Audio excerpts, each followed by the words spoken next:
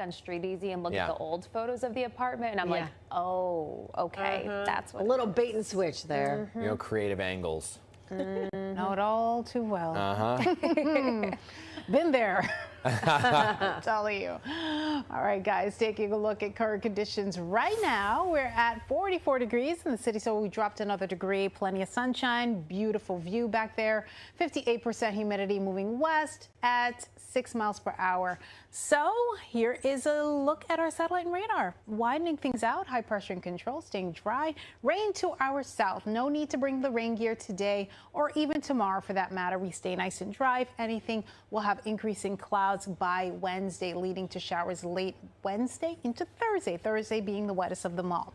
Right now, speaking of wet, I mean, boy, this is just catastrophic. I mean, I'm thinking of so many words to describe Melissa, and I'm running out of adjectives here. As you can see, well-defined eye, strong convection on the east side of the storm. That's where we're seeing the most convection and expected to get the most damage out of this. So we're talking about storm surge, really powerful winds, catastrophic flooding, in fact, life-threatening, in fact.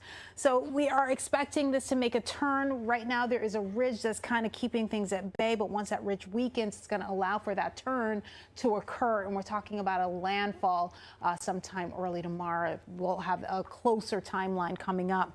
But as you can see, hurricane warning highlighted in red. That includes eastern Cuba, Jamaica, all of the island here. And of course, Hispaniola, there's a tropical storm warning. So that means whenever we talk about a warning, it means tropical storm conditions, hurricane conditions are expected within 36 hours. And for your hurricane watch, up to about 48 hours, you can expect those conditions to occur. It's a Cat 5. It's expected to make landfall as a Category 5 based on what we're seeing right now. Remember, 157 or higher, that is a Cat 5, and it could become maximum sustained winds at 165. We'll see how it goes because it's right now moving very, very slowly, allowing for more fuel to be added to the fire, so to speak. Plus, we got low wind shear, so the ingredients are there.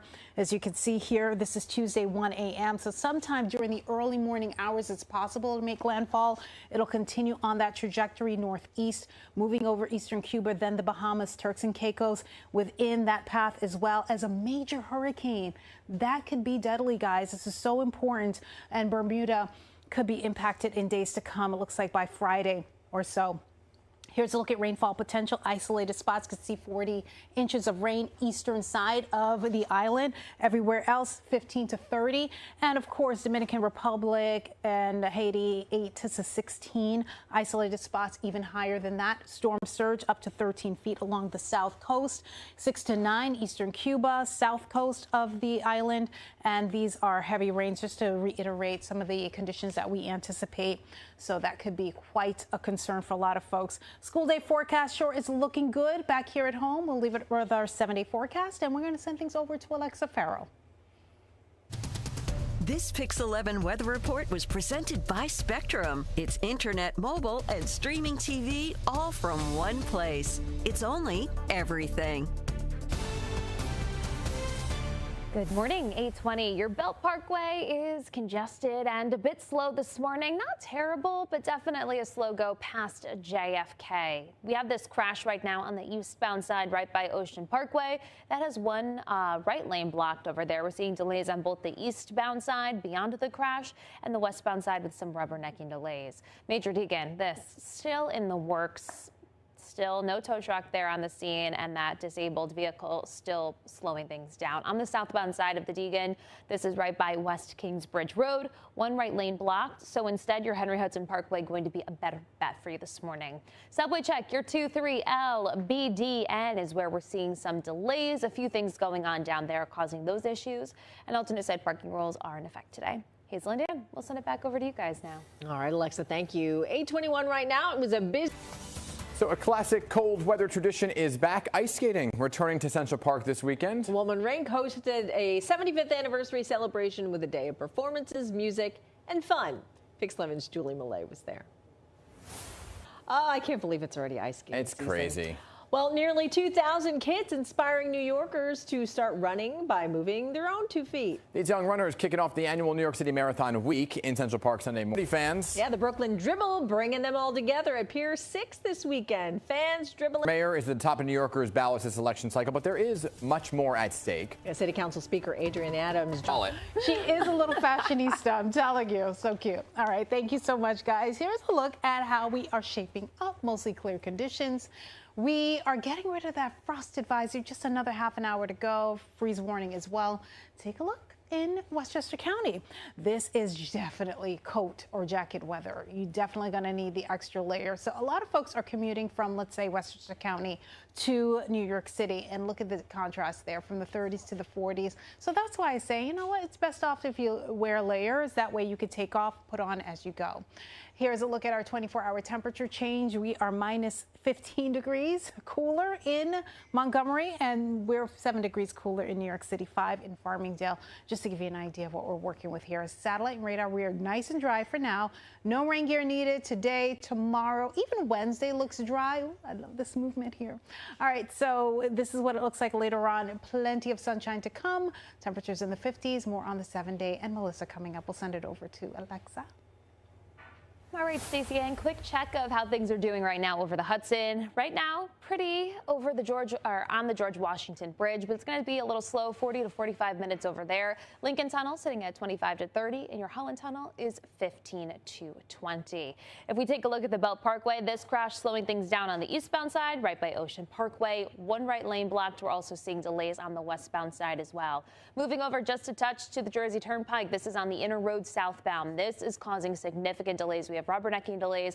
This was a fatal crash that happened earlier this morning, still causing a slow go there. This is north of exit AA, so really this is the biggest impact to traffic at this point.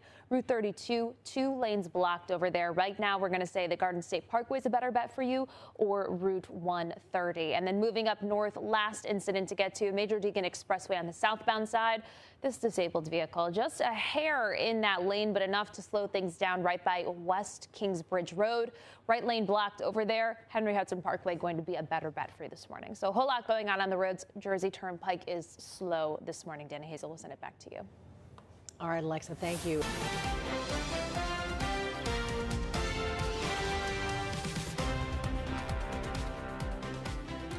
PIX11 is your local election headquarters, and we are keeping tabs on each of the candidates for New York City mayor as we count down to Election Day next Tuesday. And the numbers are astonishing to see. I mean, it's quadrupling what we saw in the first couple days 4 years ago, right? Not strong turnout, though, in your borough of Queens. Staten Island, Bronx. What do you do? What do you attribute it to? It's early. Yeah. You know, things are going For the next mayor, there's also some ballot proposals, which can be confusing for a lot of folks. There's a new ad that's out with some familiar faces. Let's take a look at it, and then we'll talk about it on the other side. Affordable housing. Yeah. So how are these ballot proposals addressing affordable housing in the city? Yeah, I think the ad is very interesting. Voting no, and there have been some mailers that have been put out there urging people to vote no on them. It's very interesting because it seems like city officials are split on this issue. There are some voices voting yes, you and a lot of the council voting no. Are you no because it's looking to take power away from the council and give it to the mayor? Look, these proposals aren't really about... It has to go through the community board. It has to go through the local council member to get approval to move forward. It goes through a lot more before it ever gets to us. Okay. Yeah. We're talking about 900 days. Voters are confused about because they're saying, well, these are the neighborhoods that need housing, and they're going to make this happen faster. Yeah. So it makes sense to us why we shouldn't vote for that. Well, again, if we're talking about just building... But I do have one question just on this issue because it's confusing for New York when you read them. But then you see a split on the elected officials. Why is it that we're seeing folks who aren't in the council, who aren't getting power taken away from them to give to the mayor like the city council would be, allegedly, according to what you're saying, like Mark Levine? Why are they out there saying yes? I can't really answer for them because a lot... We end this. Let's switch gears and talk about the ICE raids. Yeah. How does this actually work? Do the federal authorities, do they have to contact local police before they conduct these ICE raids, or do they just come in and...